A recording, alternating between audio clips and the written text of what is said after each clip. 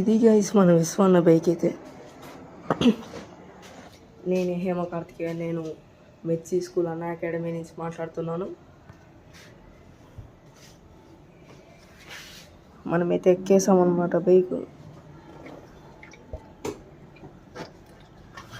Bike అయితే wait ఏం లేదు, కాలు కూడా బాగా అందింది.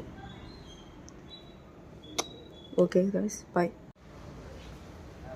సో గైస్, ఇదే గైస్ మన విశ్వాన్న Z900 కావాసాకి Z900.